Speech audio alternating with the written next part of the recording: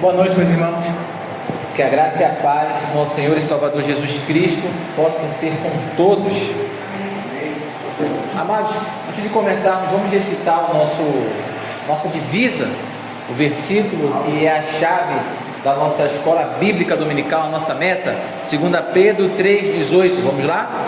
Antes, crescei na graça e no conhecimento do nosso Senhor e Salvador Jesus Cristo. A Ele seja a glória, assim agora como no dia da eternidade. Amém. Tem um versículo que fala que a vida eterna é conhecer e prosseguir em conhecer a Deus. Eu acho que isso é um versículo. Oi? Oséias 6,3. A irmã falou que eu acredito.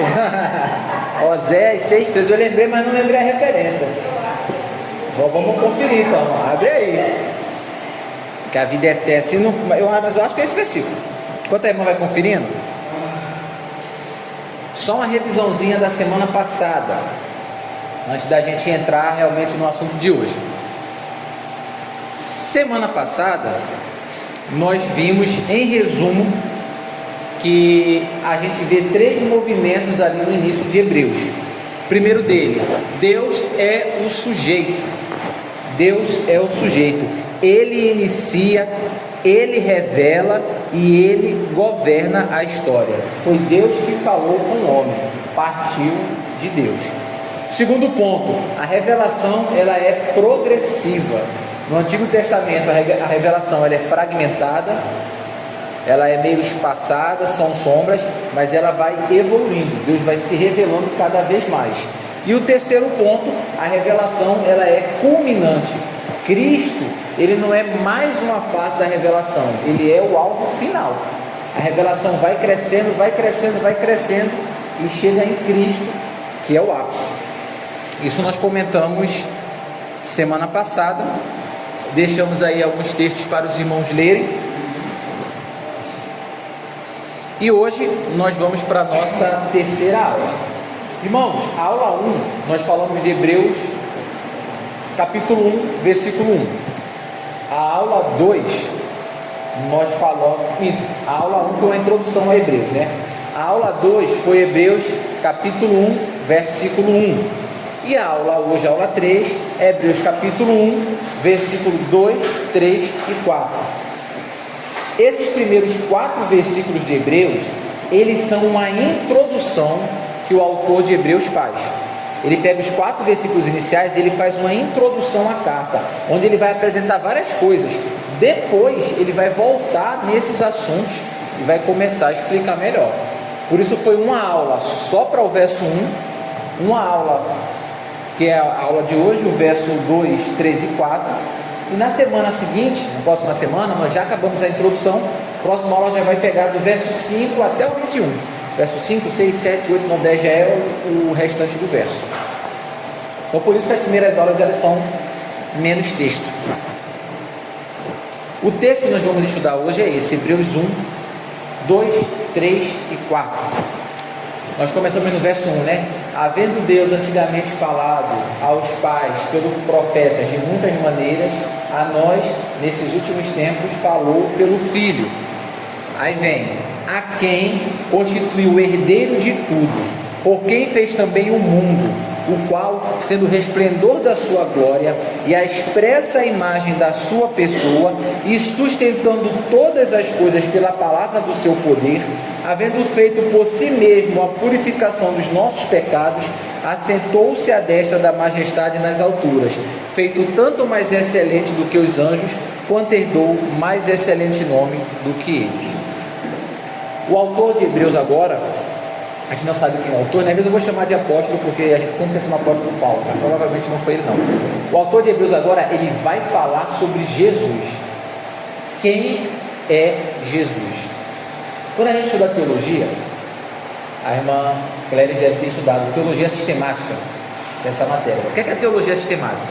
Teologia sistemática é uma matéria que funciona assim: a gente pega um assunto, por exemplo, Jesus, e vai procurar o que a Bíblia toda fala sobre esse assunto. E vamos listar vários textos que falam desse assunto. Por exemplo, O que é que a Bíblia fala sobre o Espírito Santo? O que é que a Bíblia fala sobre salvação? E aí você vai listar vários textos da Bíblia toda sobre salvação. Isso é teologia sistemática. Mas existe também a teologia bíblica. Ela é diferente da teologia sistemática. Como ela funciona?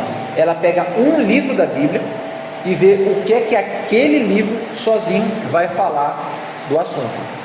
São formas diferentes de abordar. Então, se a gente for estudar a pessoa de Cristo, a gente vai encontrar textos em vários cantos da Bíblia. Mas Hebreus, ele vai trazer uma teologia própria de Cristo. Ele vai defender coisas que você só vai encontrar nele. Então, o que a gente tem feito aqui no EBD é mais próximo de uma teologia bíblica do que de uma teologia sistemática. Ah, pastor, qual é a melhor, qual é a pior? Não tem melhor, não tem pior. Depende da forma que a pessoa vai estar estudando. Os estudos de terça-feira são mais na teologia sistemática. É pegar um assunto e ir buscando vários textos na Bíblia sobre ele. A gente aqui está mais nesse caminho da teologia bíblica. Por que eu falei que a aula de hoje é uma aula interessante? Porque ela vai falar sobre Cristo. E tem muita coisa sobre Jesus que às vezes a gente não entende. E a gente só olha para Jesus como Salvador e esquece de ver outros detalhes da pessoa de Cristo. Hebreus vai primeiro explicar quem é Jesus. Capítulo 1 agora vai começar a falar de Jesus nessa aula e na próxima, para depois ele falar da obra que Jesus fez e a gente poder entender essa diferença do Antigo para o Novo Testamento. Então vamos começar com o texto de hoje. Herdeiro, a quem constituiu herdeiro de todas as coisas. Jesus Cristo, o Filho de Deus, que traz a última palavra da revelação de Deus, ele é herdeiro. A ele pertence toda a glória do Pai. Por isso ele fala para os discípulos: tudo me foi entregue pelo meu Pai. Jesus é o herdeiro. Então tudo que é do Pai, Jesus herda. Tudo que pertence ao Pai, tudo que a gente imagina que é do Pai, que pertence ao Pai, que vem do Pai, Jesus, ele é o herdeiro. Então isso pertence também a ele. Lembrando que isso não é uma teologia que surge no Novo Testamento. Isso já estava no Antigo Testamento. Salmo 2, verso 6, do 6 ao 8, ele vai falar isso. A palavra profética de Davi: eu te darei as nações por herança e as extremidades da terra por tua possessão. Salmo 2, 6 ao 8, cumpriu-se na pessoa de Jesus. O livro de Salmo é um livro extremamente profético. Tem muitos salmos que foram escritos para um rei, que depois o Novo Testamento fala que aquilo se cumpriu na pessoa de Cristo. Talvez quem estivesse escrevendo nem tivesse essa noção. Então essa ideia de que ele é o herdeiro, ela já existia no Antigo Testamento. Quando Jesus Cristo retornar, o cumprimento definitivo dessa palavra do Salmo realizar-se-á visivelmente. Por quê? Cristo já é o Senhor de toda a terra, mas o mundo jaz no maligno. Quem é que é chamado de o príncipe desse mundo? Não é Jesus, é o diabo. Então, embora ele seja o Senhor da terra, ele ainda meio que não se apossou disso daí. É dele. É como quem compra um terreno, o terreno é da pessoa, aí o MST invade, está lá tocando terror, mas de quem é o terreno? É meu. Eu comprei o terreno. O dia que eu chegar lá, eu boto todo mundo para correr. A grosso modo é mais ou menos isso. Ele é o Senhor da terra. Tudo pertence a ele. Mas a gente vai ver isso se cumprir de forma visível no regresso dele. E aí tem outros textos da Bíblia que trazem isso. Por exemplo, João 3,35: o Pai ama o Filho e todas as coisas entregou nas suas mãos. Veja, é o Pai quem entrega para Jesus. Foi o Pai que entregou isso para Jesus. Jesus não tomou do Pai, por isso que ele é herdeiro. João 5, 22 ao 23: o Pai a ninguém julga, mas ao Filho confiou todo o julgamento. De Jesus também pertence a autoridade judicial. Quem vai julgar a todos é Jesus, não é o Pai. É Jesus quem vai julgar. Embora depois Jesus vai dizer que ele a ninguém julga, mas quem julga é a palavra dele. Isso quer dizer o quê? Que ele vai julgar segundo a palavra. Ele mesmo fala: eu não preciso julgar vocês, Moisés vai julgar vocês. Porque Moisés falou que viria um profeta e vocês não estão acreditando em Moisés, então o próprio Moisés vai condenar vocês. Mas quem vai julgar a humanidade é Jesus. Isso é interessante, porque a Bíblia fala que Jesus é mediador. A Bíblia fala que Jesus é mediador. A palavra em grega para mediador é mesiter. Mesiter. E o que era o mesiter? O mediador, naquela época, era alguém que trabalhava na justiça. Ele era usado quando havia uma demanda entre duas pessoas. Vamos supor que a prefeitura está cobrando o imposto de um pescador, o pescador não pagou o imposto e aí há uma demanda judicial. E entrar um mediador para tentar conciliar os dois lados. Só que para a pessoa ser mediadora dessa causa, era obrigatório que ela tivesse um profundo conhecimento dos dois lados. No nosso exemplo do pescador versus prefeitura, o mediador tinha que ser alguém que entendesse de pesca, entendesse da vida do pescador, das lutas do pescador, para poder ver o lado do pescador, mas também tinha que entender da prefeitura, de como funciona, da importância dos impostos. Por quê? Porque ele ia poder mediar, porque ele entende os dois lados. Se ele é só pescador, ele não vai entender o lado da prefeitura, e se ele é só alguém da prefeitura, ele não vai entender o lado do pescador. Esse era o mesiter, e a Bíblia fala que Jesus é o nosso mediador diante de Deus. Aí olha que coisa interessante, Jesus, ele é homem, ele é ser humano, ele viveu na terra, como a gente, com carne, com sangue, com tudo que tem direito. Então ele é alguém que entende, ele sentiu na carne as tentações, as lutas, os medos, as angústias.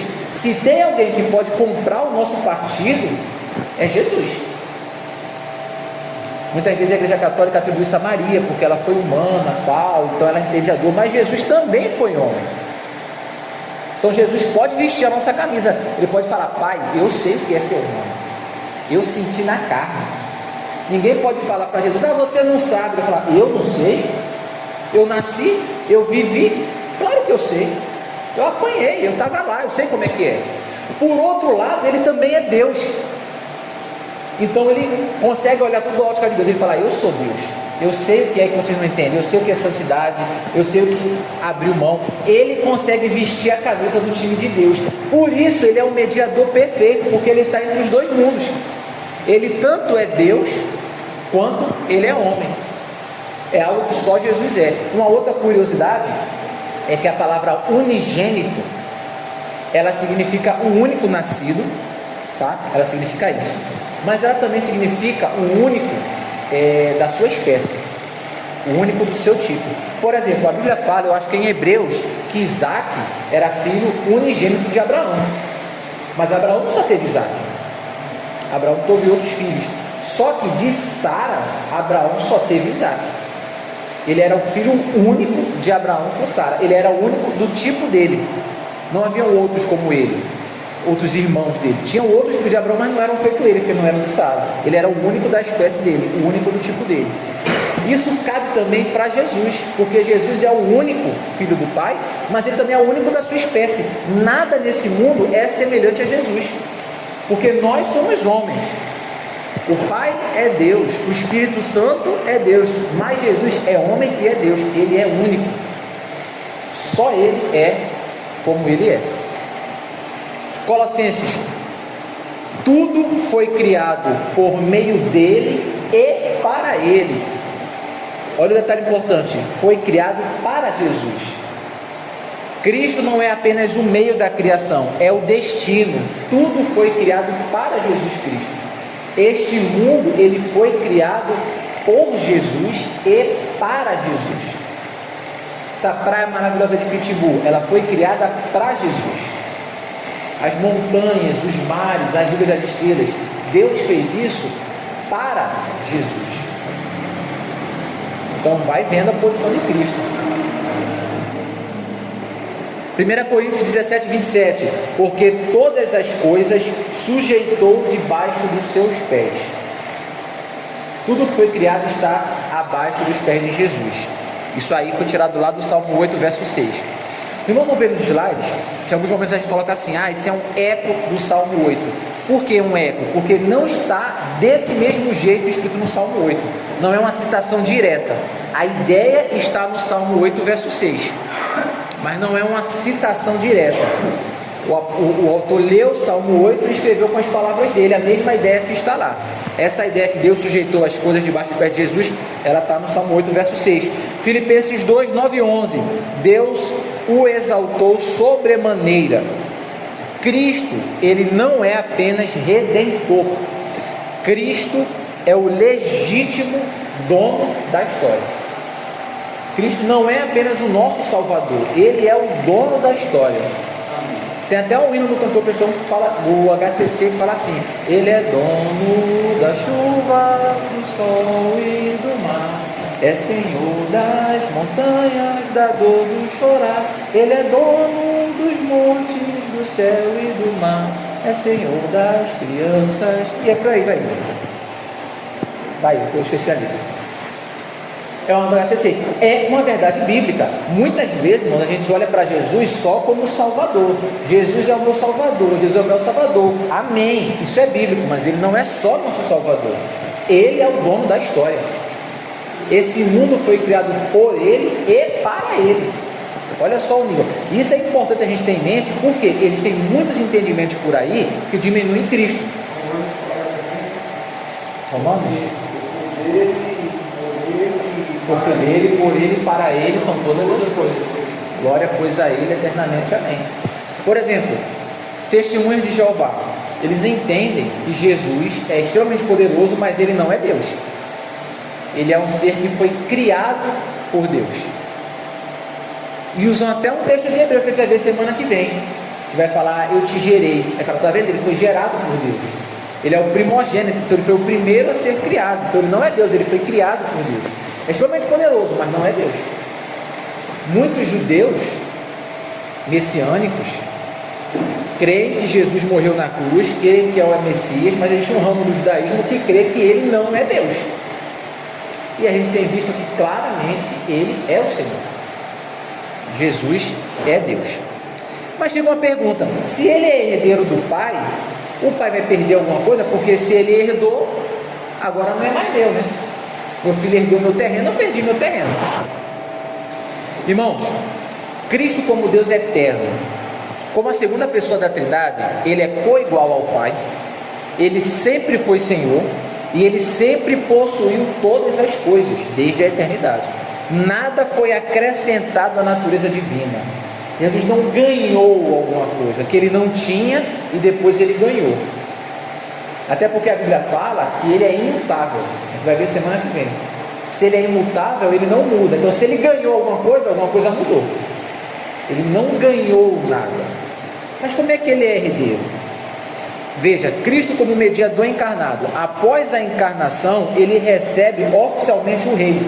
Já pertencia a Cristo, desde antes da eternidade, desde antes da criação do mundo. A Bíblia fala que o Cordeiro, ele foi imolado antes da criação do mundo. Antes de Deus falar haja luz, já estava tudo esquematizado. Eu já sabia que haveria queda, já sabia que Cristo viria.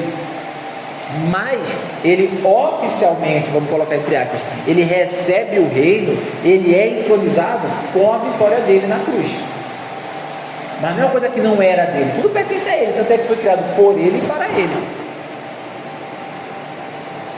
Não é que ele passou a ter o que não tinha, é que ele assume na história o governo messiano prometido. Aquele é o momento na história da humanidade aonde ele assume, não na eternidade. Lembre-se, a gente está preso no tempo. Então, na história da gente, quando é que Cristo assume como rei? É ali quando ele morre e ressuscita. Mas desde a eternidade, ele sempre foi rei e senhor. Para a gente, humanamente falando, foi ali. Quando foi que Jesus morreu na cruz? Há 2000 anos atrás. Mas a Bíblia fala que ele foi morto na cruz antes da fundação do tempo. Então, para a gente foi 2000 anos. Para Deus é outra história.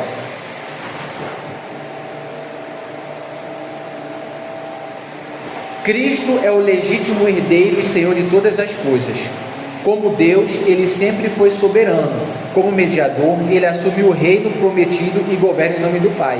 Não há rivalidade na Trindade. O Pai fica contra o Filho, um é mais poderoso que o outro, isso não existe. Na Trindade há uma união perfeita. O Pai é a fonte da autoridade. O Filho é o herdeiro e executor do governo redentor. E o Espírito Santo aplica essa obra. Tudo procede do Pai por meio do Filho no Espírito Santo. Vocês vão entender? Vem do Pai através do Filho. É como se Deus falasse assim: vai lá, Jesus, faz isso. Então a ordem veio de Deus, Jesus é quem vai fazer, e Jesus faz usando o que? O Espírito Santo. Não entenderam mais ou menos? Então a gente vê ali os três envolvidos: Pai, Filho e Espírito Santo, em perfeita harmonia. E aí a gente reitera aqui: Cristo, ele não é apenas Salvador, ele é o legítimo dono da história. Mas Deus continua: pelo qual também fez o universo. Muita gente passa batido o fato de que Cristo é o Criador do universo. Cristo é o Criador, foi Jesus quem fez o universo. Olha que coisa interessante: todas as coisas foram feitas por Ele. João 1, capítulo 3. Todas as coisas foram feitas por Ele, e sem Ele nada do que foi feito se fez. Então todas as coisas foram feitas por quem? Por Ele. Por Ele quem? Jesus. Quem que criou os céus e a terra? Jesus. Quem foi? No princípio disse Deus: haja luz, e houve luz. Quem criou a luz? Jesus. E Deus fez separação da parte seca e da parte molhada. Quem foi que fez essa separação? Jesus. Deus fez o homem do pó da terra e soprou no seu nariz. Deus tirou uma costela do homem. Quem foi que tirou a costela? Foi Jesus. Olha que coisa poderosa. É bênção, né, meu irmão? Às vezes a gente não tem isso na nossa mente. A gente imagina Deus, sei lá, tipo uma fumaça, uma energia, assim, Deus. Foi Jesus, meus irmãos. Olha só. Agora imagine Jesus, que criou tudo, depois ele nasce como um bebezinho indefeso. Um bebezinho que não tem dente, um bebezinho que faz cocô na fralda, que precisa de um peito para mamar, que precisa de um calorzinho, que vai ser colocado numa estrebaria, que só existe porque ele criou e porque ele sustenta existindo. Nós conseguem perceber que loucura? Consegue perceber você ser pregado na cruz de uma madeira que você criou, com um prego que você inventou, e aquele prego ele só existe porque você criou e você mantém existindo. Se você não quer mais, o universo deixa de existir. Então Jesus precisa manter existindo o prego que está furando a mão dele. Ele fez os instrumentos que levariam à morte. A coroa de espinho, quem criou? Quem foi que criou aquela planta que deu espinho? Foi Jesus. Jesus que criou aquela planta, Jesus que plantou aquela planta, Jesus que deu entendimento para o homem arrancar aquela planta, dobrar aquela planta e fazer a coroa de espinho que ia furar sua própria cabeça. Então, esse é o nosso Senhor. E aí tu que é crente tem medo de orar, fica com medo de uma multa, fica com medo de um outro. Rapaz, olha quem nos serve, rapaz. Jesus é muito bom. Jesus é poderoso demais. Ele é Criador. Colossenses 1,16: porque nele foram criadas todas as coisas, as que há nos céus e na terra, as visíveis e as invisíveis, tronos, principados, dominações. Tudo foi criado por ele e para ele. Quem foi que criou Satanás? Jesus. Vou fazer uma pergunta que eu fui para EBD para os meus adolescentes uma vez: quem é o rei do inferno? Jesus. É o rei. Jesus é o rei de tudo. Ei, pastor, Jesus é o rei do inferno? É. Quem é que vai botar as pessoas do inferno? A Bíblia fala: não tenham medo de quem pode matar o corpo e não tem o que fazer. Tenham medo de quem pode pegar a alma e lançar no inferno. Quem é que pega a alma e lança no inferno? Quem é que no final do mundo do tempo vai jogar Satanás, vai jogar a morte no lago de fogo e enxofre? Quem é que vai jogar lá? É Jesus. Quem é que manda no inferno? É Jesus, não é o diabo. O inferno não é um puxadinho que Deus fez: ó, diabo, estou te expulsando do céu, vou fazer um puxadinho para você. Não. O diabo é um lugar onde o inferno vai sofrer. Quem vai botar lá e trancar é Jesus. Vai trancar e jogar sai fora. O rei do inferno é Jesus. Ele é o rei do céu, da terra e do inferno também. É muito poder, meu irmão. Pastor, então, diga. Tem uma coisa que fica assim, a minha dúvida assim, né? É dúvida minha. Amém, vamos lá. Dá a entender que, assim, o que a gente mais vê pastores falando no estudo e tal, sobre a queda do homem. Certo. A queda do homem é a onisciência de Deus. Sim. Quando Deus assim, diz assim: vamos criar o homem à nossa imagem e semelhança. Eu acho, né? Mas eu não sei. Que houve, como se houvesse uma recusa de Deus saber o futuro deles. Não que Deus não tenha o poder de conhecer o futuro, de conhecer o que vai acontecer e tal, mas é como se fosse uma recusa, porque assim, porque Deus deixou ele livre para escolher. Certo. Não foi para comer da árvore. Então assim, ele se recusou, ele faça, mas ele sabia assim, o que poderia acontecer. Os dois caminhos, né? Ele poderia morrer e poderia não provável. Então assim, eu acho que houve assim ele havia, como se realmente eu não vou me prometer no futuro deles, se recusasse a prever o futuro, para não ter ser como um fantoche, porque assim, a gente sabe que Deus criou tudo feito por ele, e ele sabe tudo. Mas imagina, a gente culpar Deus, foi culpa de Deus, porque ele já determinou que a gente comesse a fruta. Eu entendi a questão do irmão. Está entendendo? Estou entendendo. Então assim, eu penso assim. Vamos lá, vamos falar só um pouquinho sobre isso. Esse assunto que o irmão está entrando, ele é extremamente nebuloso, porque tem duas verdades que a Bíblia fala e todo mundo concorda. Primeiro, Deus ele é soberano, ou seja, ele faz o que ele quiser e não deve satisfação a ninguém. Todo mundo concorda. Isso vem num sentido. No outro sentido, o homem é livre e responsável pelas suas escolhas. Então o homem pode tomar decisões e ele é livre. Isso foi algo que Deus deu para o homem. Só que quando a soberania de Deus encontra a liberdade do homem, o que é que acontece? Quando esses dois pontos tocam, aí a confusão.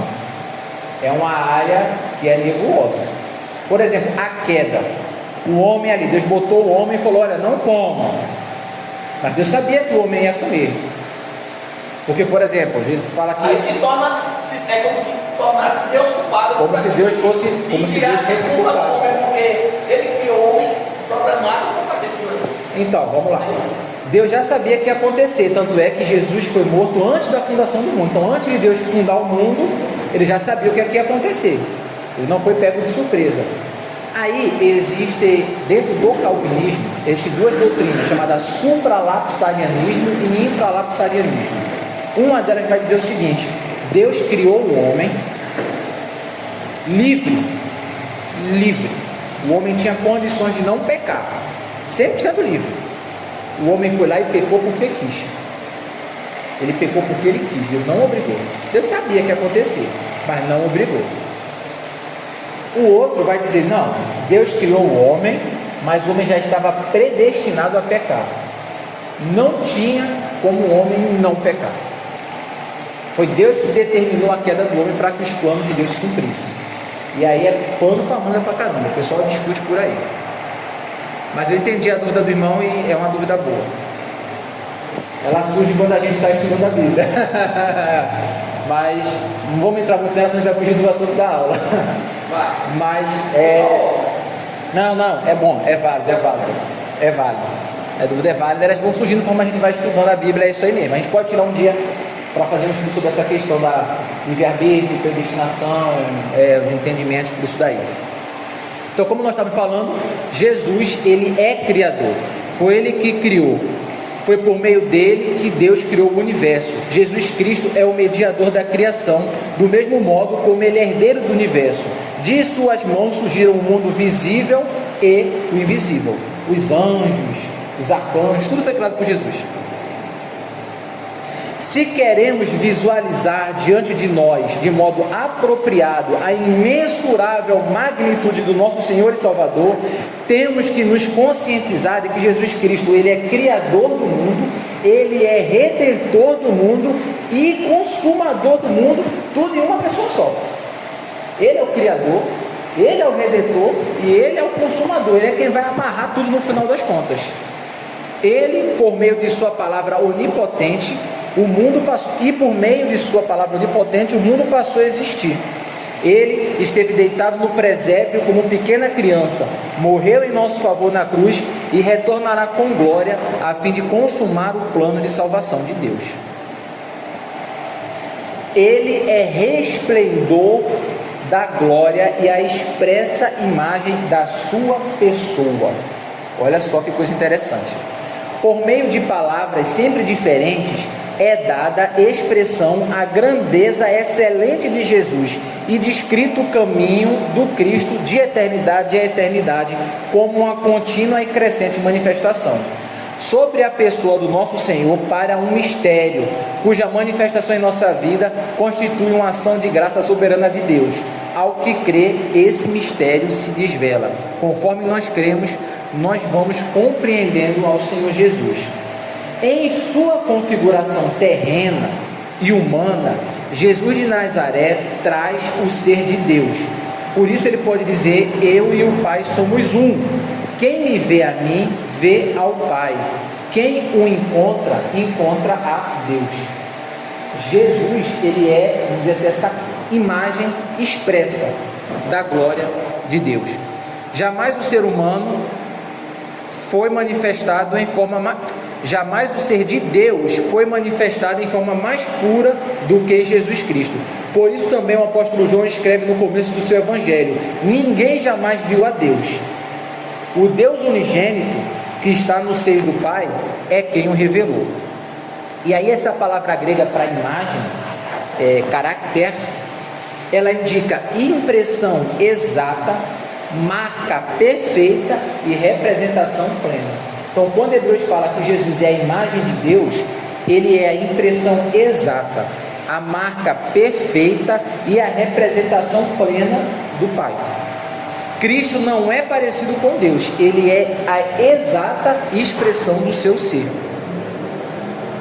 Resplendor da glória significa que Jesus Cristo recebe a luz a partir da glória de Deus, mas ele próprio irradia de forma límpida, sem diminuí-la no nosso mundo de trevas.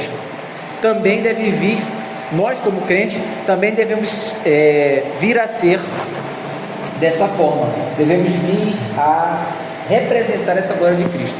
Quero adiantar um pouquinho por conta do horário. Deixa eu só falar um pouquinho, irmãos, de cristofania. Que é isso? Cristofania é um termo da teologia. Quando Deus fala de maneira audível aos ouvidos, sabe como Deus falou com Samuel? Ele estava na cama. Tem a ver com fala. Isso, tem a ver com fala. Deus fala. Samuel está na cama e ele escuta uma voz. Samuel, uma voz que ele ouviu. Ele levanta. O termo técnico da teologia para essa voz que as pessoas escutam é teofania, é escutar a voz de Deus.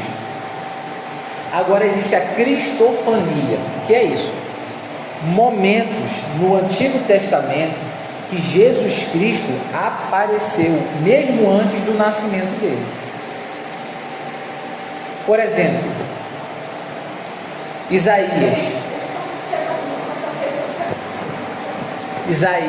porque às vezes a gente se perde, mas é bom ver como Jesus é mais do que a gente imaginava. Muita gente não sabia que foi Jesus que criou o mundo. A gente vai aprendendo. Os irmãos conhecem aquele texto de Isaías, capítulo 6? No ano que morreu o rei Uzias, eu vi a glória de Deus, e ele estava sentado no seu sublime trono, e querubim voava para um lado, e querubim, e eu disse: a quem enviarei? Quem há de ir por nós? Eu falei: eis-me aqui, envia. Os irmãos conhecem esse texto? Aquele ali era Cristo. E isso está escrito no Evangelho de João. Isso é Evangelho de João. Acho que ali pelo capítulo 12 ou 13. Eu acho que é o capítulo 11. Está escrito no Evangelho de João. Isaías fala que João fala que João fala que Isaías viu a glória de Cristo naquele dia. Dê uma olhada. Pode olhar. João quanto? Evangelho de João, acho que é o capítulo 11. Onde fala sobre a ordem de Lázaro. 11 de João. Então veja o capítulo 12, é da entrada triunfal de Jerusalém. Depois que ele entra em Jerusalém, vão falar assim. Acho que é o 12. É 12 lá pro verso 40 e alguma coisa. Dê uma olhada aí. A entrada triunfal é o 12. Oséias 6,3 está confirmado. É isso mesmo? Oséias 6,3, lê pra gente aí. Conheçamos e consultamos Meu o Deus. que adorando e conhecendo Yahvé o Senhor. Tão certo como nasce o sol, sua Eita, E já. ela foi lá para trás, ele começou a Agora que ela veio confirmar, mas amém. João 12:40. Cegou-lhe os olhos e endureceu Vai o lendo. coração. A fim de que não vejam com os olhos e compreendam o Isso. coração. Ele está citando Isaías E aí. não vejam, e eu os fui. Isaías disse isso quando viu a sua glória e falou dele. Isaías disse isso quando viu a sua glória. Agora de quem? De Jesus. Não, peraí, vamos começar com isso. Versículo 37. E ainda que ele tinha feito tantos sinais diante deles, no caso de Jesus, Isso. não criam nele. Não creu nele quem? A Jesus. palavra do profeta Isaías que diz: Senhor, quem creu na nossa pregação? E a quem foi revelado o braço do Senhor? Por isso não podiam crer. Então Isaías disse outra vez: Exatamente. Ele estava falando de Jesus. Jesus fez sinais, as pessoas não creram em Jesus. E aí ele cita um texto de Isaías e fala: Isaías disse isso quando ele viu a glória de Jesus. Qual é a glória que Jesus, Isaías vê? É aquela passagem lá de ele vê. Ele vê alguém sentado sobre um trono. Ali ele estava vendo Jesus. Ali era Jesus. Olha só, Jesus, como ele sempre existiu, Jesus antes de sua encarnação. E aí existem outros textos da Bíblia. Esse aí a gente pode falar que era Jesus. Existem outros textos que a gente não pode falar que era Jesus, porque a Bíblia não fala, mas muita gente entende que era. Por exemplo, quando 3 visitantes vão até Abraão em Gênesis 18, e um deles fala com Abraão como se ele fosse Deus. Ele conversa com Abraão como se ele fosse Deus. Eu vou fazer isso, vou fazer aquilo. Quem era aquela pessoa? Muitos entendem: Jesus. A liderança de Israel vê Deus lá em Êxodo 24. Depois dos 10 mandamentos, Moisés pega ali os sumos sacerdotes, pega alguns líderes, leva para o monte e eles veem um trono no céu, eles veem tipo um chão de esmeralda brilhando e eles veem uns pés e uma glória. Quem era ali? Jesus. E outros textos ali, o comandante dos exércitos lá, Josué, quando ele vê alguém, ele se prostra. Josué vê um homem, ele fala: você é amigo ou inimigo? Aí ele disse: eu não sou nem amigo nem inimigo, eu sou o príncipe, o comandante dos exércitos do Senhor. Aí Josué faz o quê? Ele se ajoelha e adora. E esse ser que recebeu adoração, ele não reclama. Porque quando João vai adorar o anjo fala: João, levanta, porque eu sou um servo igual a você, eu sou um anjo, eu não mereço adoração. Agora esta pessoa que veio da parte de Deus falar com Josué adorou e ele aceitou a adoração. Quem é essa pessoa que a gente pode adorar? Jesus. E ainda existe muita coisa.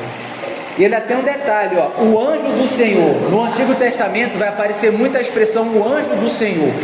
Observe que algumas vezes o anjo do Senhor aparece e as pessoas adoram esse tal anjo do Senhor, e o anjo do Senhor recebe adoração. Que anjo é esse que aceita adoração? Lembre-se que anjo quer dizer mensageiro. Então o anjo do Senhor só quer dizer o mensageiro do Senhor. Diferente daquele que tem. Oi? Diferente do anjo lá de Apocalipse 22. Que não aceita adoração. Não aceita adoração. Disse: eu sou servo. Exatamente. Os anjos falam: não me adora não, que eu também sou servo. Mas tem um momento que você vai adorar o tal do anjo do Senhor e ele aceita a adoração. Se ele aceita a adoração, ele pode ser adorado. O que a gente pode adorar? O Senhor. O Filho. Essa ordem. Exatamente. É isso que a gente percebe. Detalhes, isso vocês vão depois pesquisar sobre o anjo do Senhor. Olha, depois vão ler sobre o nascimento de Sansão. Eles fazem um negócio lá para adorar a Deus e o anjo do Senhor sobe no fogo, como se ele estivesse aceitando aquela oferta para ele, ele sobe e some. O anjo aceitou a adoração aqui. Não estou dizendo que todo o anjo do Senhor que aparece é Jesus, mas em algumas passagens o anjo do Senhor ele parece aceitar a adoração. Oi? Depois quando estiver lendo, eu vejo que em alguns momentos alguns anjos aceitam a adoração. A ideia é que esses supostos anjos, os mensageiros de Deus, na verdade era Jesus. O Filho sempre foi o que se revela aos homens. Quando Moisés fala: Senhor, passa diante de mim, ele fala: não posso, fica aqui que eu vou passar e a minha mão vai cobrir o teu rosto. Mão, mas Deus é Espírito. Que mão é essa? Se Deus é Espírito, Espírito não tem mão. Quando tirar a mão, tu verás aqui. Lá em João fala que ninguém viu ao Pai. Ninguém viu ao Pai. Mas a Bíblia fala que Moisés conversava com Deus face a face. Como é que a gente encaixa isso? Com quem é que Moisés conversava? Quem foi que botou a mão sobre o rosto de Moisés? Jesus. Por isso que Jesus, os discípulos falam assim: Senhor, mostra-nos o Pai. Aí Jesus fala: quem vê a mim, vê ao Pai. Ele fala: quem vê a mim, vê ao Pai. Trindade, irmãos, é um negócio muito complicado, tá? Jesus não é o Pai. Importante deixar claro. Pai é Pai, Filho é Filho. Mas eles são um. É um mistério muito, muito louco.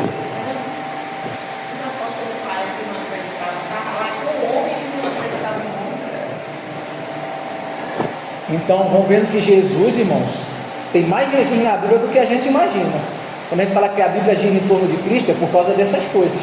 Então, além de Cristo ser o herdeiro e Cristo ser o Criador, Ele é o mantenedor, sustentando todas as coisas pela palavra do seu poder. Cristo não apenas criou o mundo, Ele cria e mantém. É como a lâmpada. A lâmpada, ela está soltando luz porque ela está na energia elétrica. Se eu tirar da energia, ela apaga. O mundo existe porque Jesus criou, mas meio que Jesus tem que manter na tomada, entendeu? Se ele tirar a mão, isso aqui desmorona e deixa de existir. A gente não existe porque a gente é autoexistente. Eu existo porque eu fui feito por Jesus e Ele mantém a gente existindo. O mundo só existe porque Ele permite que exista. Não eu criei e... A gente é assim, né? Se eu pegar uma massinha de modelar, eu faço um bonequinho, eu solto, o boneco fica feito. Não é assim com a criação de Deus. Deus cria e só existe porque Ele mantém criando. Cristo não é somente criador e consumador do mundo, mas é ao mesmo tempo o seu mantenedor. Não apenas a existência desse mundo e o surgimento de não apenas a existência desse mundo e o surgimento de toda a vida sobre ele é obra de Jesus Cristo, também a ação de manter incessantemente a criação. Tudo que existe nesse mundo, a vida de cada pessoa individualmente, como também as constelações de poder, sempre outra entre grandes nações que mantêm em andamento o percurso da história mundial, devem sua existência unicamente por intermédio de Jesus. Tudo que existe está existindo porque Jesus permite que continue existindo.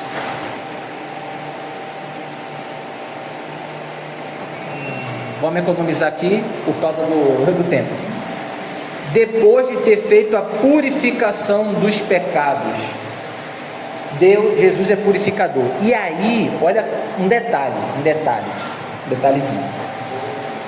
Depois de ter feito a purificação, essa palavra feito, essa palavra fazer, né? Jesus fez a purificação.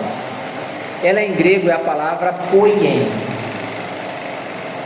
que é a mesma palavra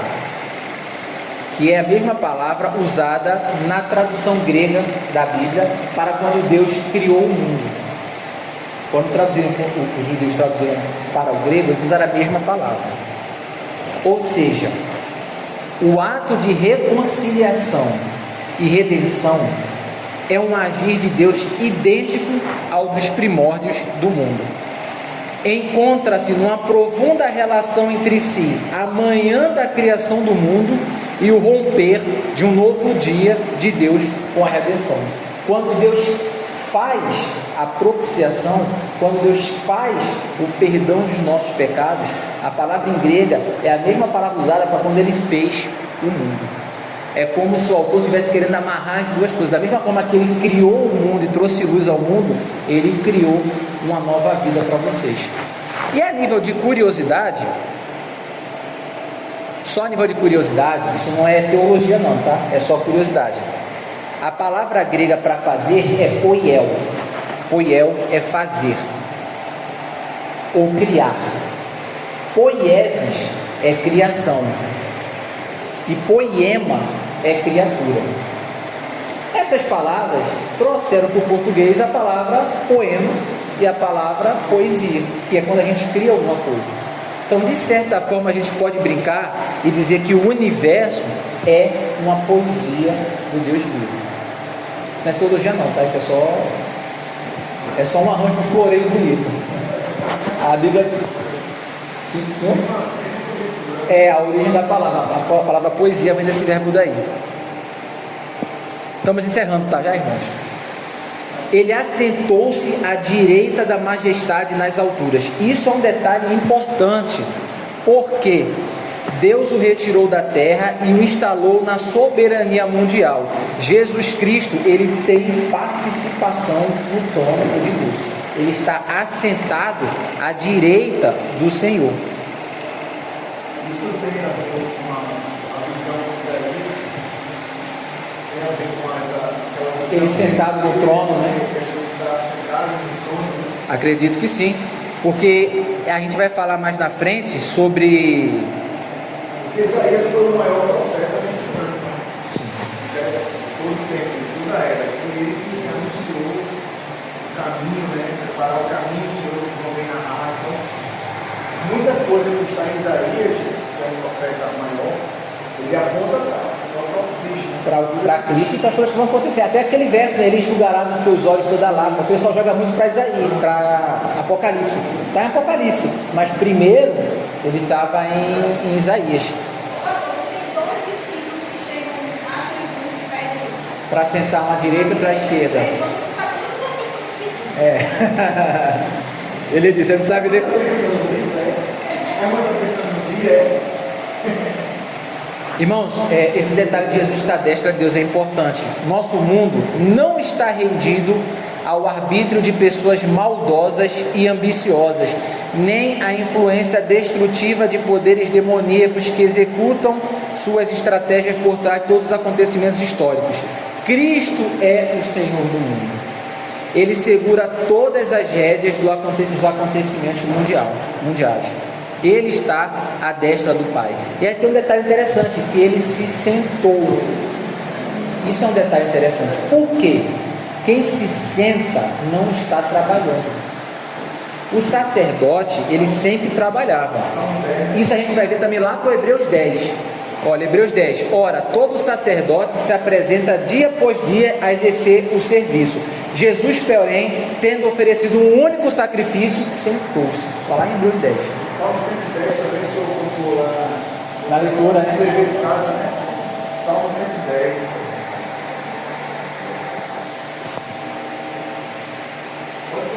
Quando Jesus... O que foi, meu irmão?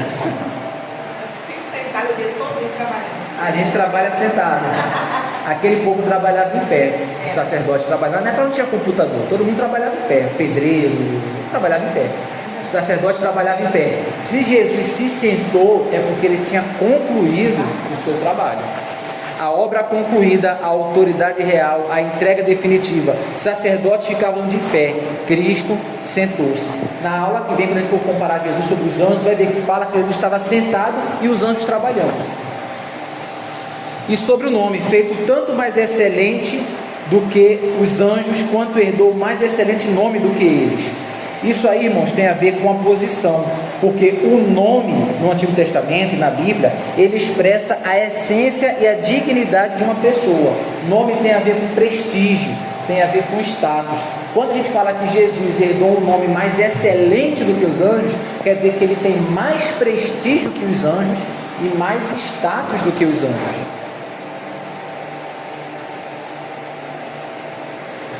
Concluindo aqui um pit stopzinho, a progressão que Hebreus fez nesses versos.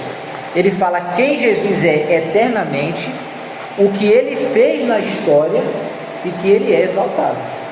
Quem ele é eternamente, que ele é filho, que ele é criador, depois o que ele fez na história, que ele fez a propiciação pelos nossos pecados, e depois como ele é exaltado. Ele vai crescendo ali o nível dele de adoração a Jesus.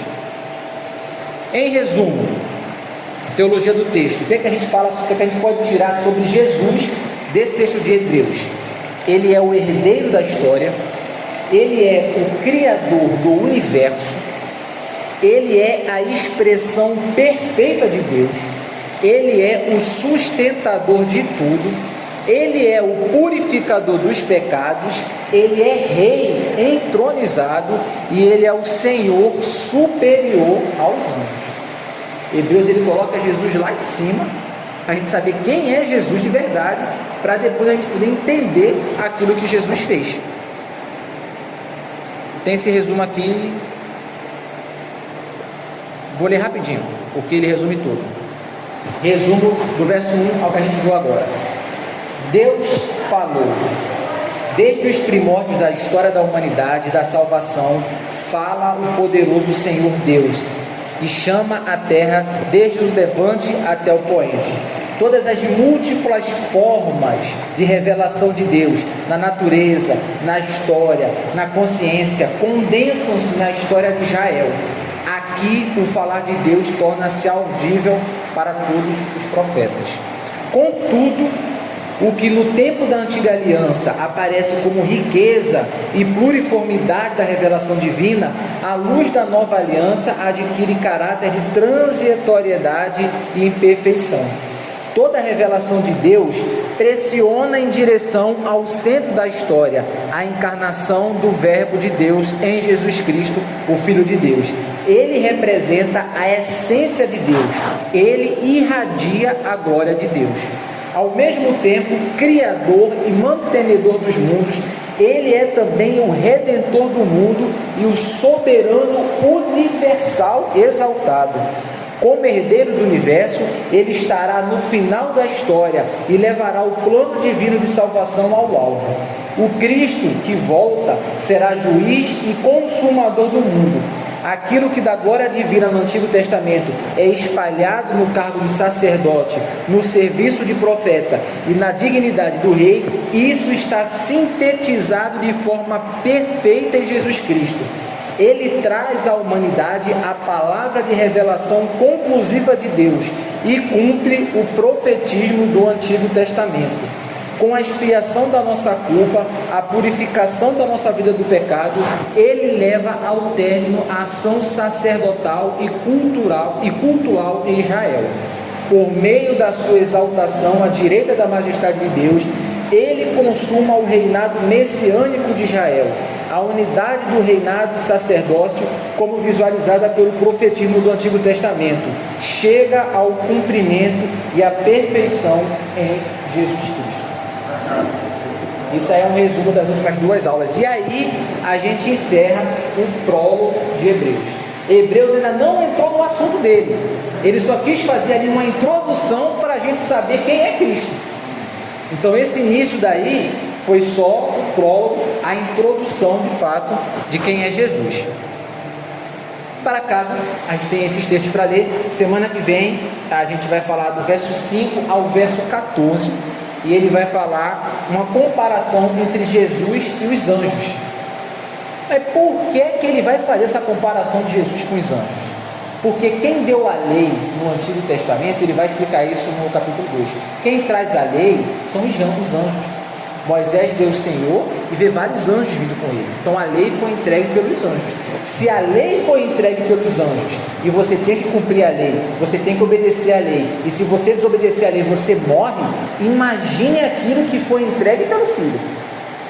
Se você tinha que obedecer a lei dos anjos, se você tinha que obedecer a lei que o anjo trouxe, o que é que você não tem que fazer com o que o Filho trouxe? Se quem desobedece o que o anjo trouxe tem que morrer, o que é que não vai acontecer com quem desobedeceu o que o Filho trouxe? Por isso, primeiro ele constrói quem é o Filho, ele bota o Filho lá em cima, depois ele vai dizer como o Filho é superior aos anjos em vários momentos, aí ele vai entrar na argumentação, que é para poder ficar tudo bem amarradinho e o infeliz não ter como dizer, não é bem por aí. Amém? Semana que vem nós vamos para a nossa aula 4, esse aqui é o texto da semana que vem. Hoje foi um pouquinho mais corrido porque a gente já tinha passado um pouquinho do horário e tal, mas é isso. Irmãos, antes de encerrar, alguém tem alguma dúvida, alguma pergunta que queira fazer? Eu prometo não responder. Se pergunta, eu fiz se não perguntou.